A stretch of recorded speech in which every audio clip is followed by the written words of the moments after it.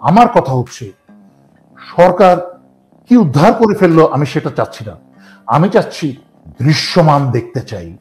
আমি দেখতে চাই সরকার কি করছে প্রতিদিন। আমি উপদেষ্টাদের লিপ সার্ভিস বন্ধ দেখতে চাই। কথা কম বলেন, কাজ বেশি করেন।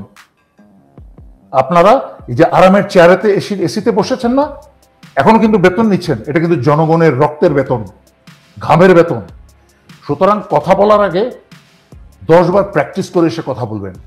আর আপনাদের এই থোতাটা বন্ধ করে একটা প্রেস বিজ্ঞপ্তির জন্য একটা লোক রাখেন, যে প্রতিদিন বেলা শেষে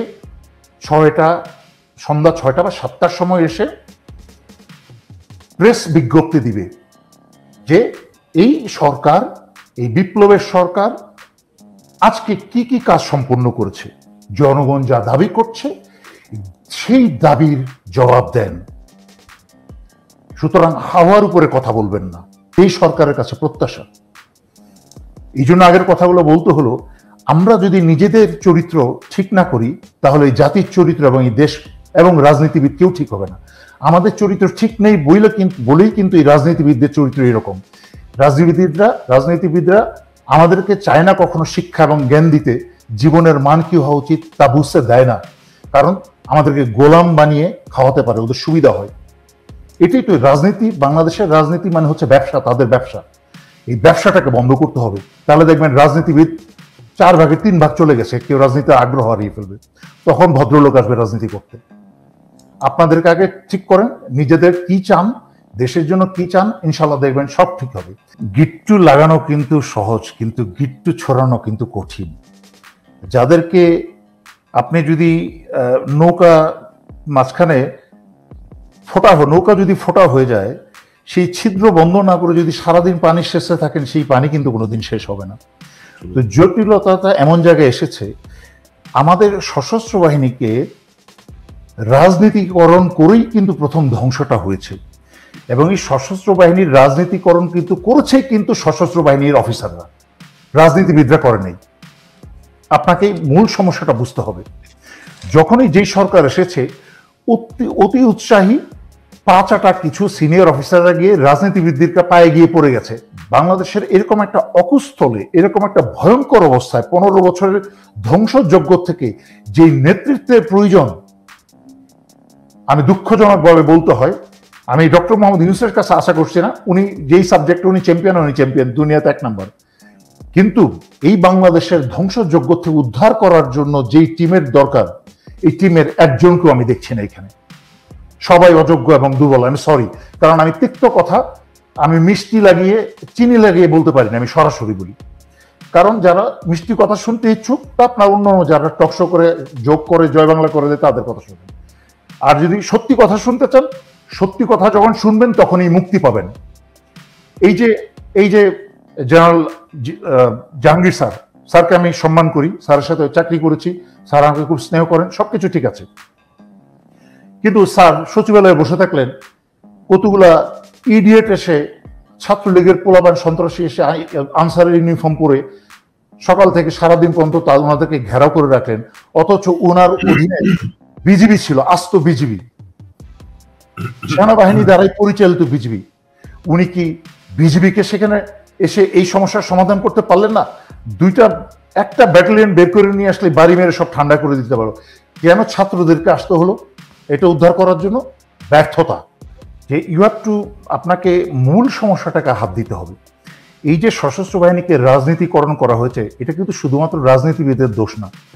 সশস্ত্র বাহিনী নিজে হাতে পেতে তুলে দিয়ে এসেছে রাজনীতিবিদদের কাছে, গিয়ে নিজে প্রমোশন পাওয়ার জন্য। আপনি দেখেন চারিদিকে স্বৈরাচারী শেখ হাসিনার আমলে যতগুলো জেনারেল হয়েছে, 1-2টা ছাড়া বাকি জেনারেল, লেফটেন্যান্ট জেনারেল একটার চেয়ে আরেকটা খারাপ। যাদেরকে এই যে আমিনুল হক, প্রাক্তন ডিজি আনসার, আমার ইমিডিয়েট জুনিয়র করছে, একে আমি কোনোদিন লেফটেন্যান্ট কর্নেল হিসেবে কল্পনা করতে পারিনি যে লেফটেন্যান্ট কর্নেল হবে।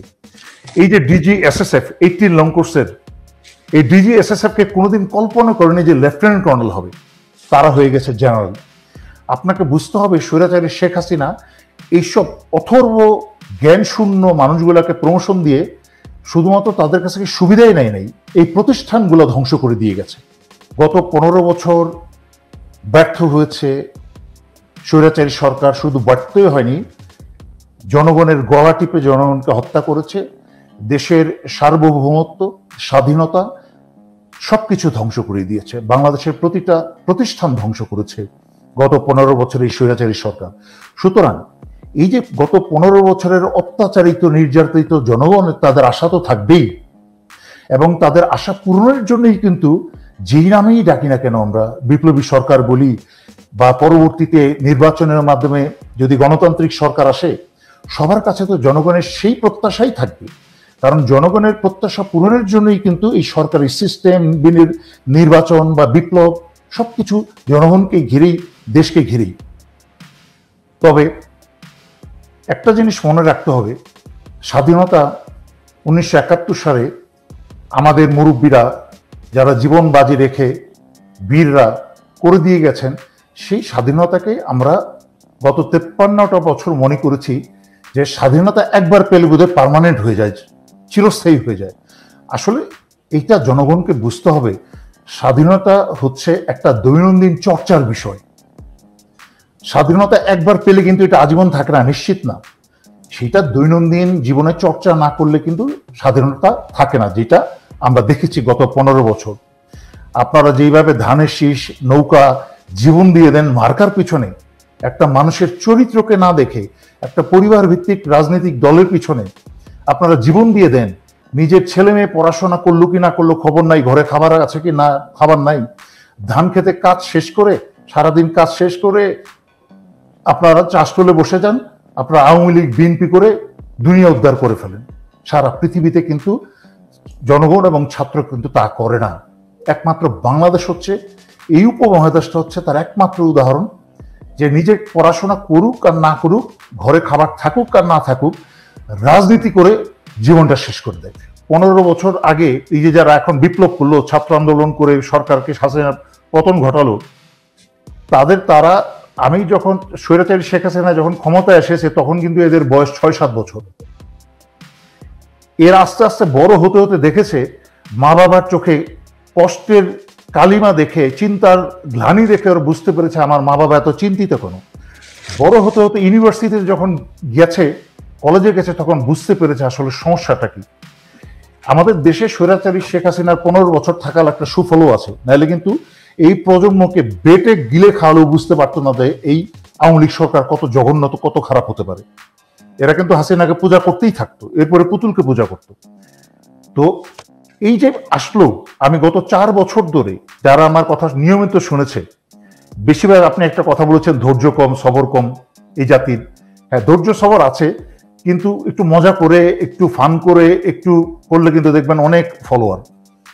কিন্তু আমি এই 4 বছরে যতগুলো কথা বলেছি অগাস্ট 2020 থেকে, আল্লাহর রহমতে প্রতিটা কথা সত্যি হয়েছে। আমি বলেছিলাম রিজার্ভ খালি করবে হাসিনা 2020-এ, সেই রিজার্ভ খালি করেছে।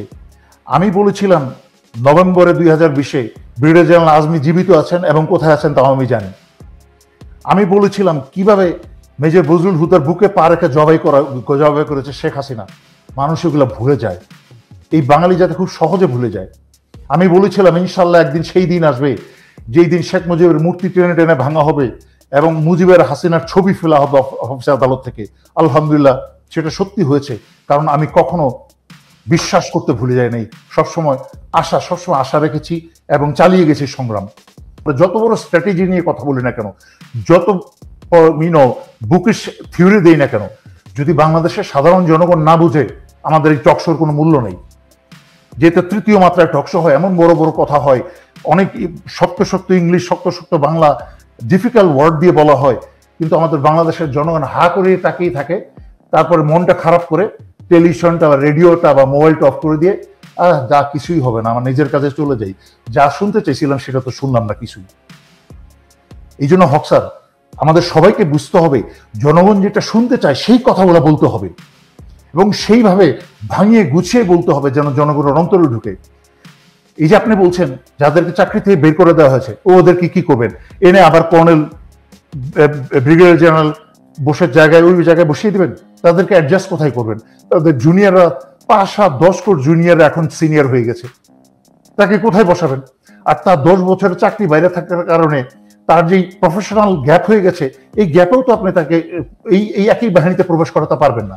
হ্যাঁ, আপনি করতে পারবেন, তাকে এটাকে ক্ষতিপূরণের জন্য এই যে বাংলাদেশের সরকারের বর্তমান তত্ত্বাবধায়ক বিপ্লবী সরকারের যে গ্যাপটা, দুর্বলতা, আমাদের সশস্ত্র বাহিনীর আর্মি, নেভি, এয়ারফোর্সের যারা বঞ্চিত অফিসার, যোগ্য অফিসার, তাদেরকে নিয়ে এই সব জায়গায় পূরণ করেন। জাহাঙ্গীর স্যারের পাশে আরো 10টা সাহসী বীর, যারা মিনমিন করবে না, যারা জুতার মাঝখানে চকচকা জুতা পালিশ করে পারফিউম মেখে এসি রুমে গিয়ে মনে করবে আমি একটা এসির রুম পেলাম, চেয়ার পেলাম, ওইসব অফিসার না। যারা টাইগার টাইপ রিয়েল কাজ করতে পারে, মুখে কথা কম বলবে, খালি বাড়ির উপর সোজা কাজ শুরু করবে। যেদিন থেকে চেয়ারে বলবে সেদিন বাড়ির উপর কাজ শুরু। ডেকে বলবে, সচিবদেরকে বলবে, এই দিকে আসেন, লিস্ট তৈরি করেন কারা কারা। আমি যদি আজকের মাঝখানে লিস্ট না পাই, ইউ আর আউট। এগুলো অনেক কথা আছে, বলতে গেলে স্যারের প্রোগ্রাম লম্বা হয়ে যাবে, তা আমি এখানেই শেষ করতে যাচ্ছি আপাতত।